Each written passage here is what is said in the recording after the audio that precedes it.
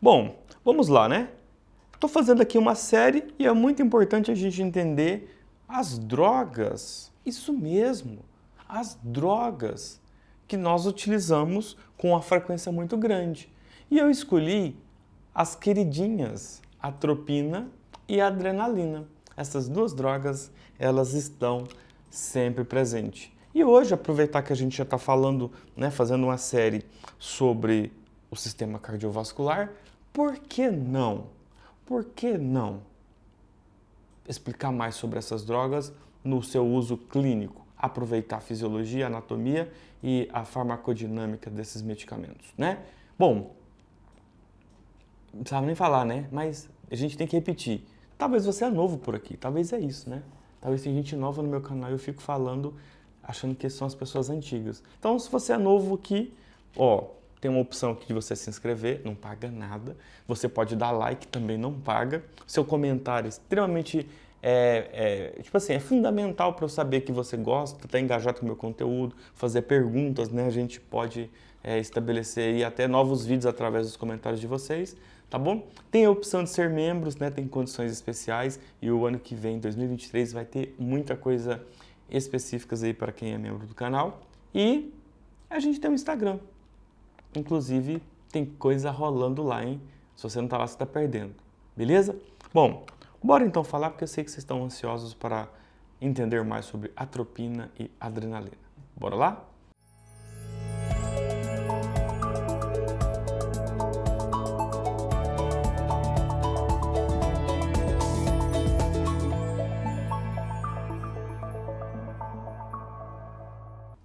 Seguinte, ó. Duas drogas muito utilizadas quando o assunto é problemas cardíacos, né? E geralmente está associado a uma bradicardia ou algum tipo de bloqueio atrioventricular. E aí acaba que essas drogas são aí recomendadas, já tem protocolos com essas drogas, né, pela American Heart Association, né, que é uma instituição americana que detém ali o BLS, né, o Base Life Support, o ACLS, o PAUS, enfim. Então, todo mundo conhece então, e aceita muito bem. Então, esses protocolos são bons, valida aquilo que de fato é feito e que quanto mais pessoas têm conhecimento, menor a chance de risco de fazer algo errado para os pacientes, tá? Dona Maria chegou no hospital com a frequência cardíaca de 40 batimentos por minuto. Chegou com fraqueza, dificuldade para deambular, as vistas ficando escuras. E aí alguém acolheu a Dona Maria, colocou ela no leito, fez uma monitorização e viu lá frequência cardíaca de 40, mas era uma bradicardia sinusal. Ufa, Dona Maria, hein? Hoje a senhora está com sorte.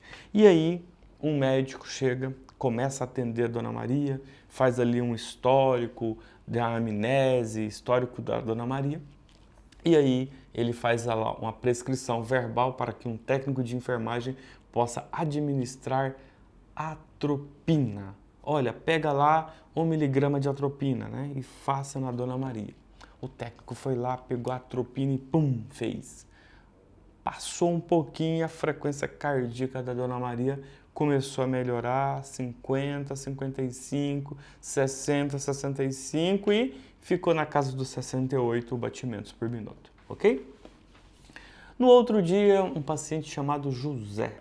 José chegou com a frequência cardíaca baixa, né? Chegou cansado, não conseguia falar, chegou acompanhado de um filho, e aí a gente coloca esse paciente ali num box de emergência, faz toda a monitorização e a gente olha lá para o monitor e a gente observa um bloqueio atrioventricular de 2º grau, do tipo 2. Entende? O médico conversando com o paciente, analisando todo o seu histórico, analisando a sua situação clínica naquele momento, optou por, de uma forma conservadora, iniciar com 1 miligrama de atropina. Um técnico de enfermagem foi lá, fez com maestria essa atropina. E adivinha? continuou com 38, 37 batimentos por minuto, 41, oscilando, né? E aí o médico falou assim, repete mais uma atropina. Então ele respeitou ali os minutinhos ali, né, uns 5 minutos, o técnico foi lá e pum, mais 1 miligrama. E aí o paciente não teve melhora de nada, não teve nenhuma melhora. O médico, cara, eu poderia usar a terceira droga, mas seguindo o meu instinto, que eu tenho um ACLS, que eu passei, e lá tem um protocolo atualizado onde fala que eu posso instalar um marca-passo transcutâneo, eu vou levar esse paciente para a sala vermelha e instalar um marca-passo transcutâneo. O técnico de enfermagem sorriu. Doutor, nesse hospital não tem marca-passo transcutâneo, infelizmente. Aí o médico pensou, peraí, se essa era a primeira opção da American Heart Association, existe uma outra opção. Ah, já sei. Tem adrenalina? Claro, doutor, tem muita. Então vamos ter que instalar epinefrina em solução glicosada em bomba de infusão para a gente aumentar a frequência cardíaca desse paciente. E aí o técnico foi lá com muita sabedoria, diluiu adrenalina em soro glicosado, 100 ml, instalou bomba de infusão e a frequência começou a subir. 50, 60, 70, 80, 90. O médico, opa, vamos diminuir a ml hora. O médico foi lá, deu uma reduzidinha, o paciente ficou mantendo em torno de 80. Beleza? Galera, enfim, 2 historinhas que, na verdade, pode acontecer com você a qualquer momento, em qualquer plantão, tá? História da Dona Maria é o seguinte. Dona Maria chegou com bradicardia sinusal e eu enfatizei que a atropina resolveu o problema dela. Por quê? Porque, em linhas gerais, a atropina é muito boa para resolver problemas de origem sinusais, tá? Vamos entender a atropina? A atropina é um anticolinérgico. O que é um anticolinérgico? Um anticolinérgico bloqueia, ela se liga no receptor M2, só que a acetilcolina, ao se ligar no receptor M2, não vai conseguir, porque tem uma atropina lá. Ou seja, essa acetilcolina não consegue se ligar e ela é quebrada depois pela colinesterase, certo? Então, se a gente tem atropina se ligando nos receptores que a acetilcolina ligaria, agora a frequência cardíaca não vai ser, aliás, a acetilcolina não vai conseguir falar para o marca-passo sinusal reduzir a frequência cardíaca ou manter a frequência cardíaca reduzida. Ele vai simplesmente desbloquear, ou seja, ele vai permitir que o nó sinusal tenha o batimento livre de alguma coisa que poderia puxar para baixo, tá? Então não tem como puxar ali para baixo a frequência cardíaca da Dona Maria, porque agora a gente bloqueou os receptores de acetilcolina que faz com que a frequência cardíaca reduziria.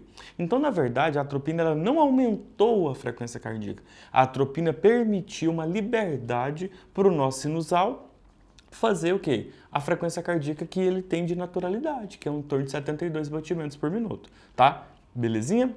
Agora, já no caso do seu José, que chegou com um bloqueio atroventricular de 2º grau do tipo 2, a atropina, fazendo essa mesma ação, ela talvez não vá conseguir aumentar a frequência cardíaca, porque ela não aumenta, ela libera o nó sinusal, só que o nó sinusal tá tendo algum tipo de bloqueio, lembra? Bloqueio atrioventricular.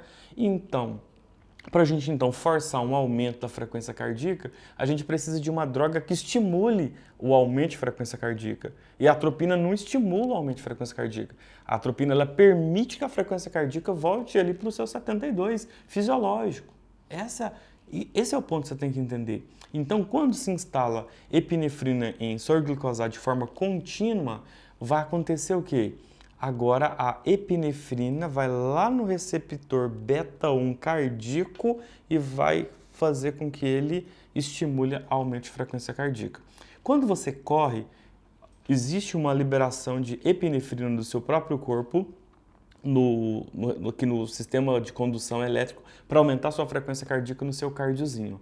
Então, quando você injeta quando se entra adrenalina de forma contínua, é esse estímulo que está liberando epinefrina de forma contínua para entrar na corrente sanguínea para aumentar a frequência cardíaca. Então, é isso que está acontecendo quando um paciente, uma atropina não consegue fazer com que volte a frequência cardíaca para 60 no mínimo, então a gente acaba utilizando aí de uma epinefrina, uma das drogas, por exemplo, poderia ser dopamina, a gente poderia usar uma dessas duas drogas para aumentar a frequência cardíaca. O ideal é o marca-passo transcutâneo nesse caso, por quê? Lembra de bloqueio? Então, quando tem bloqueio, a gente precisa de uma estimulação diferente. Se esse paciente vai para uma UTI, o médico intensivista ele pode optar por fazer um acesso venoso central e instalar um marca-passo transvenoso até que um cardiologista estabeleça se há ou não a necessidade de instalar um marca-passo aí talvez no seu José.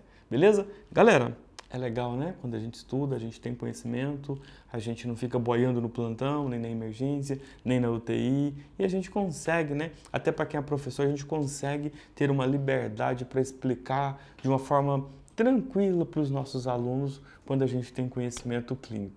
E é isso que eu quero passar aqui para vocês. Então, compartilhe esses vídeos para que chegue no máximo de pessoas, para que mais colegas, estudantes ou profissionais possam ter conhecimento sobre essas duas drogas que é muito utilizada na prática clínica.